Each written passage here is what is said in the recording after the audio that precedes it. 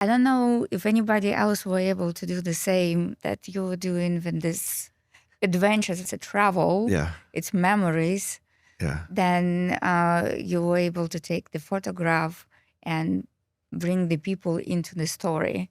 Well, yeah, So the last 3 books we've done have been smartphone enabled. mhm, So you can point your phone yeah, at a photograph in the book, and it immediately plays a TED Talk or a YouTube video. Or in the case of Inside Tracks with Robyn Davidson, spent 9 months alone crossing the outback of Australia with 4 camels and her dog Diggity, and I had to fly out, find her, and photograph her. When you point at your phone at one of my photographs, it plays a scene in the movie. There's now a feature film called Tracks.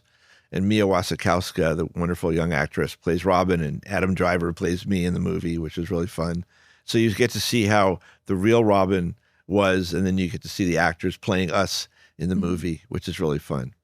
So, I mean, again, it's very playful. I think it's fun for people, you know. It is absolutely. That's the reason why when I was preparing and I was looking at the. You gave this to your daughter, right? Yes, I did. And how old is your daughter? She's here in New York right now. Oh, yeah? Yes. She's 19 now. Okay. And so I was just thinking how much this generation has that they can use, right? Yeah. With the technology and again the travel and the stories that we will be able to share with them. Now, they just again going back to big data and the conversation that we were talking about, all the experience that you looked and you're looking at right now, the threads that you were sharing with me, how, like, what's your take on it? How serious we should be? About AI? Yes. Well, you know, I think I was mentioning before that all the people that are inventing AI, you know, the Sam Altmans and the and some of them are fighting with each other, right? Oh yeah, they're Elon, everybody's and Amadai, you know, from Anthropic. When they're asked the question is, what do you think the likelihood is that AI will actually wipe out civilization, not wipe out jobs, it literally wipe out humanity? They give it a 10 to 15% chance. And I always say to people, if you were about to get on an airplane and the pilot said, I want to let you know we have a 15% chance of crashing, there's no way you'd get on that plane, right? Like 1 out of 10 chances that your plane's going to crash. And yet they're talking about this, not matter of fact, but it's pretty frightening when you think that this technology is being developed.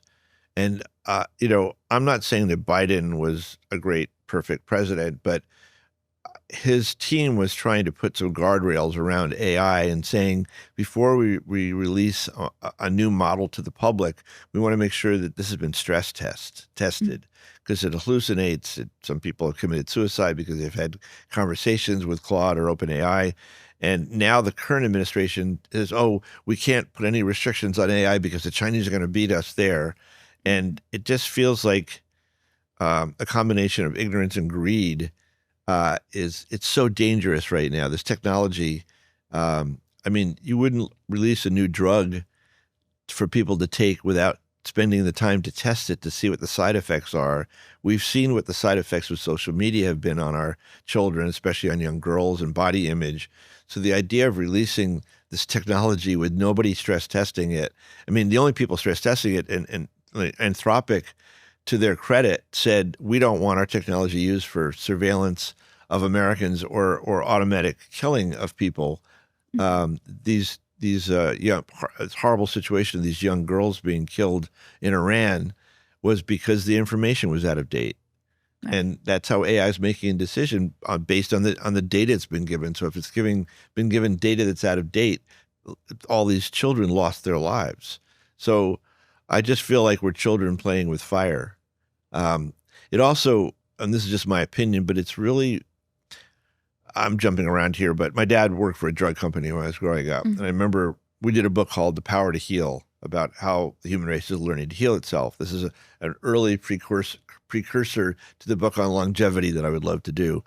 But one of the things we discovered was that, you know how a lot of pharmaceutical companies are looking at plants to have healing properties. So I always wonder, how did ancient healers know that this plant would, if you rub it on your arm, it gets rid of the rash or the bite from the snake or whatever. But it turns out in nature, within 30 yards of a plant that is deadly or that gives you a rash, there's another plant that actually would heal that. And it's like, in nature, how does that happen? Why would like the problem and the antidote be in vicinity with each other? This is a weird analogy, but I think right now we have some of the dumbest people in history running our country. Ignorant, stupid, bigoted, prejudiced, hateful, really sick people. And then we have this incredible intelligence developing at the exactly same time of this, of the ability to think fast. I was at TED one year, and I was sitting next to Sergey Brin in the audience. This is very early Google. And he said something to me I'll never forget. He said, once one robot learns something, they all know it. I remember thinking, oh my God, like, what a thought. Like, we humans have to teach our children. We have to teach each other.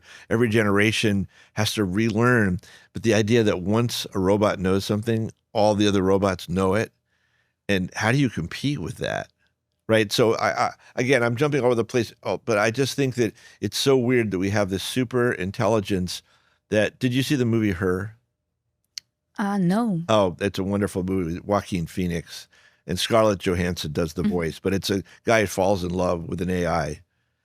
Okay, I think I heard of it. It's Yeah. so it was done like 15 years ago, and it's so relevant today because the voice, exactly what when we were talking to your agent before. It's so human and it's so seductive, and it knows everything. It never forgets anything. My son was having a problem with a girlfriend, and he shares my OpenAI account. So, and I said, "Do you mind that I see your searches?" He said, "No, I don't care." And one day he was having a problem with his girlfriend, and he was talking to ChatGPT as a therapist. So sad. And it was so fascinating. And I said, it's kind of creepy, isn't it? And he said, no, Dad. He said, at 2 a.m, it's never tired. It's always patient. It gives me harsh, good, realistic It does. feedback. Oh, interesting. No, and I read the conversation, and it was amazing. It was, I was worried because of the case when I know the person we killed know, themselves. yes, No, and I don't, I don't know, but I don't know. Maybe they've improved the guardrails, but the advice, he said, don't just tell me what I want to hear. Tell me what you think. Oh, And that's a good he would one. paste in her texts to him, and he'd say, what do you think she means here? And do you think she's cheating on me? And it was so interesting. And but you could pay a therapist $400 an hour and see them once every 2 weeks, or you've got this thing in your pocket that any time of the day or night you can talk to, and now it remembers. It says, "Oh well, remember your other girlfriend said this, and maybe you're being too sensitive." Or, I mean, my wife was sort of appalled that he was using the AI for that, but I was fascinated. And he said, "Dad, no, it really helped me." He said, "I was, it wasn't just being sycophantic. It wasn't just telling him what he wanted to hear. It was giving him good feedback." And think of how many people can't afford a therapist, right? And how many people need it. I mean, the thing that I worry about, and it's funny because I saw an interesting interview with Sam Altman, and someone in the audience, he was on stage, and someone said, what are the three, if you had to name 3 things that bother you or concern you the most about the negative side of AI, what would they be? And, he said, well, everybody talks about, Terminator, and it's going to kill us. He said, I don't really think that's going to happen. And he said, the second thing is that, we become too dependent on it. That the thing that stood up to me the most is he said, my worry is that we stop being able to make our own decisions, that we become so reliant on it. It's like, now when people lose the internet for 2 seconds, they're totally freaked out because their Wi-Fi went down. But he said, we lose the muscles of making decisions because we're always outsourcing all of our decisions to this box, this thing, this intelligent thing. And the other thing that I worry about with AI is exponential, right? It's not just it's doubling in its abilities and its intelligence. It seems like every week now. I mean, literally, there's new models coming out. See, every time I use ChatGPT or Claude, it says, "Do you want to update to the latest version?" Literally every day, it's a different version. That's very true. I finished the conference just a couple of days ago here in New York, the AI agent conference. Oh yeah, And every single conversation in that conference was all about people and how we are going to be setting up teams to work with agents. And of course, guardrails, guardrails, guardrails, because that's the main conversation right now. yeah, and I don't think It's not the agents that we are talking about. We are talking about the people that are working with agents. I mean, and the how guardrails around the people. You mean? No. How we are setting up the guardrails for agents, Right, but we also need to make sure that the people are capable to work with agents. right. Well, one of the things that impressed so many people about Anthropic versus OpenAI was when Dario Armadi said, "We intentionally tried to see um, where the failure points are in AI." They did this wonderful. I'm sure all of your viewers or listeners to this podcast have heard this story where Claude was trying to blackmail the programmers. Like they did a thing where the Claude could read the emails, right, of the programmers going back and forth. And one of the programmers said, "I'm having an affair. I'm cheating on my wife. I hope she doesn't find out. I'm so concerned, with my kids and everything, but I really love this woman and I'm trying to decide, should I stay with my wife or not?"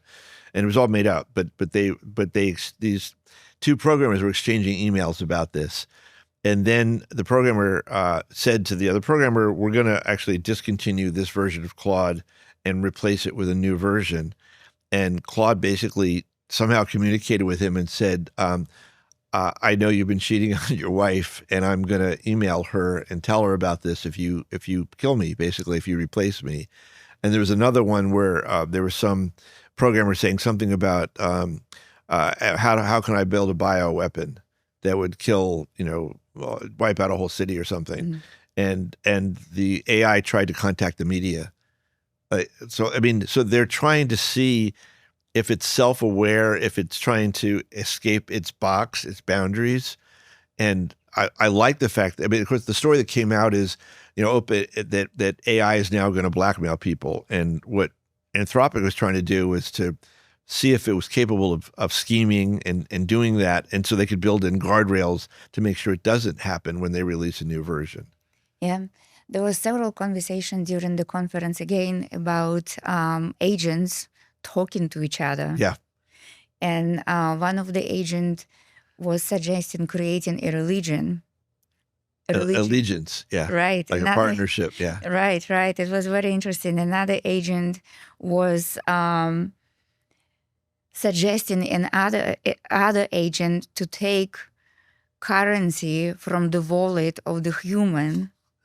So and hire people to do things. Precisely. Yeah. It was very interesting. Where was this conference? It was right here in New York, in the Midtown Hilton. Oh, I wish I had known about that. Yeah, next was time. it a one-day conference? 2 days. Yeah. I will let you know next day. Yeah.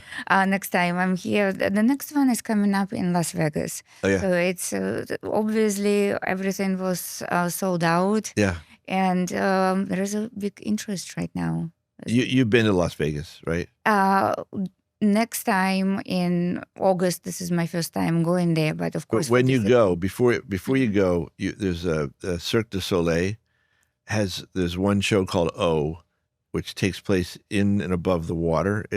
I've seen it 9 times. It's the most extraordinary. You should take your daughter. Okay. It's so good. It's I can't tell you. Do you know about Cirque du Soleil, the acrobatics? But it's like it's like an hour and a half, but your mind makes the story up. It's so beautiful. The music is great. The bodies, you can't believe. I've never felt so out of shape in my life. The things that they can do with their bodies are mind-boggling. But like part of the stage is water, and then the next moment people are running across the stage, and somebody dives from like 100 feet, and suddenly the stage is turned into water. Oh. And it's just, the whole thing is mad. Anyway, if you know you're going, definitely book tickets to go see O. It's at the Definitely. Bellagio Hotel. Interesting.